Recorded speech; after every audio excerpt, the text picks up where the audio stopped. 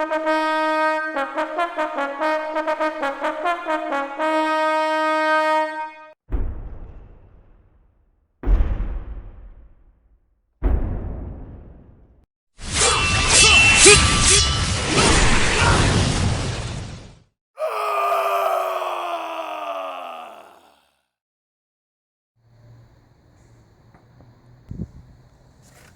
g'day guys, here we go.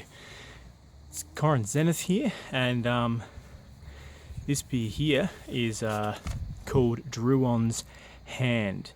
It was an absolute pleasure to do this recipe as an International Brew Series beer with my mate Jaymcmlxx over in Ontario, Canada.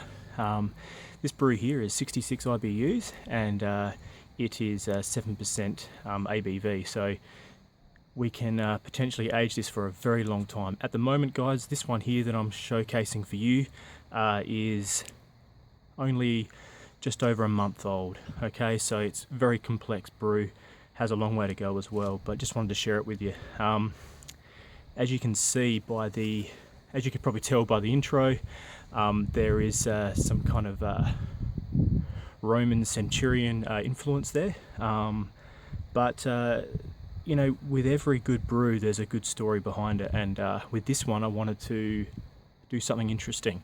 I wanted to, I guess, pay homage to Belgian, and one of the things I wanted to do is I wanted to use a legend or a myth to have as a bit of a backdrop to an amazing Belgian ale.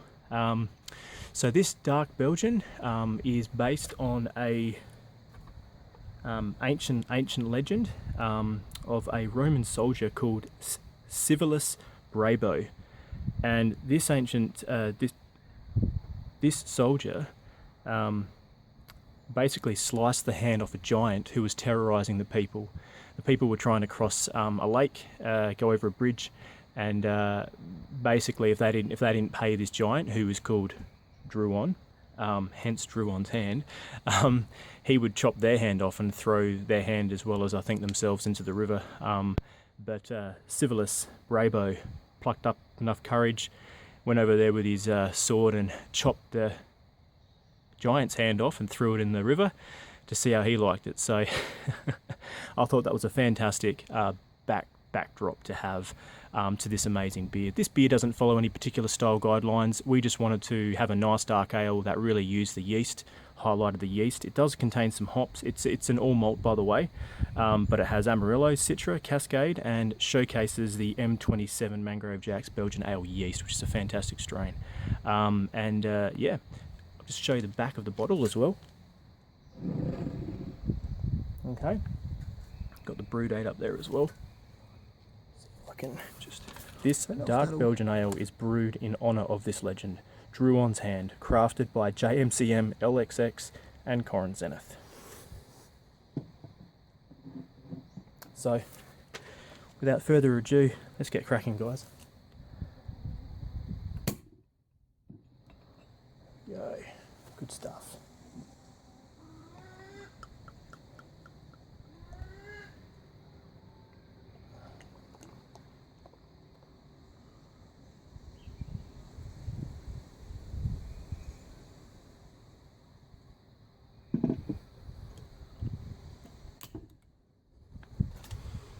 Get a load of that. If you can see that. Yeah. It's a very, very nice colour. Really hoping you guys can see that. It's a beautiful, beautiful colour. There you go, guys. Hope you can see the colour there. But let's give it a smell, eh? Straight away, you don't get, it's not a full-on hop forward beer in the aroma range, but you get a beautiful, slightly sweet smelling caramelized kind of malt presence. You get the yeast. The yeast is hard to explain, guys, but there is definitely some estery sort of stuff going on. Very, very hard to explain, but if you've used the mangrove yeast before and you've used it, Jaymcmlxx Belgian ale yeast, and you've used it in a beer that really showcases it, you'll know what I mean.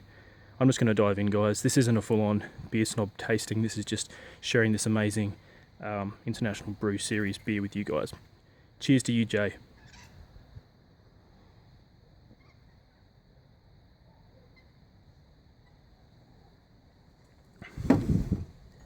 Whoa.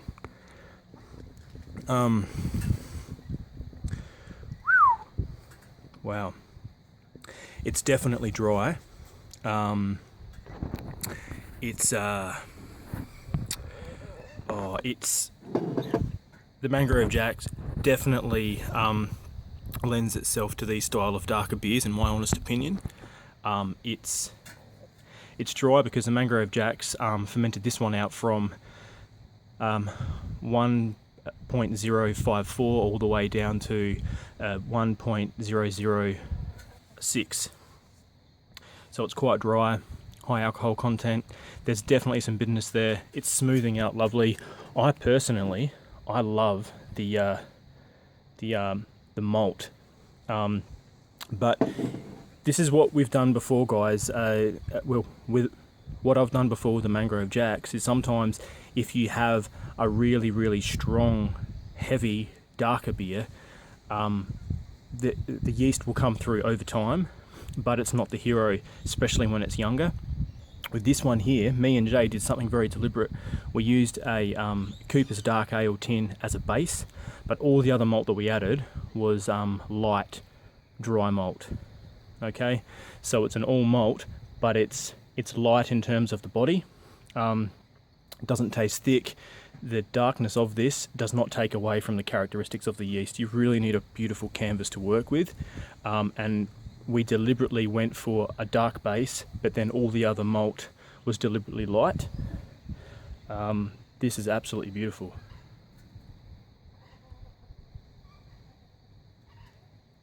It tastes like an expensive, like a strong Belgian ale.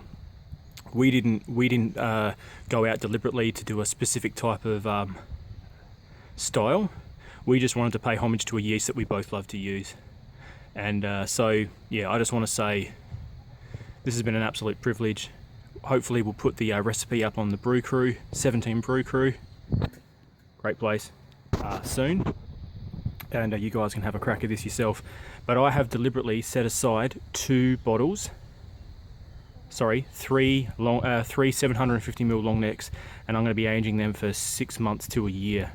And I'll let you guys know how that goes. This is going to be an absolute privilege. I mean that. And I just also want to say, this bloke here, Jaymcmlxx, top guy, thank you for the opportunity of brewing a beer with you, mate. And please, guys, get on to the 17 Brew Crew. Find a mate. Find anyone, even if they're not on the Brew Crew. Get out there and brew a beer with your mates. Make it doesn't even matter if it's not international. It can be interstate. Just do it. Just do it, guys. International Brew Series. It's about brewing with mates. It's about sharing the love of the craft. I probably haven't done this justice in the description department, but this beer definitely needs to be aged to just for the flavour to come through more. But I didn't want to wait for 6 months to a year before I shared it with you, that if you get my drift. So anyway, guys, blessings to you and your loved ones. 17 from everyone at the from myself and Jay, but also from the 17 Brew Crew. And if you haven't been to the Brew Crew before, please, guys, just check us out. It's a fantastic community. All right, 17 guys, and here's the Druons hand, hey? Yeah.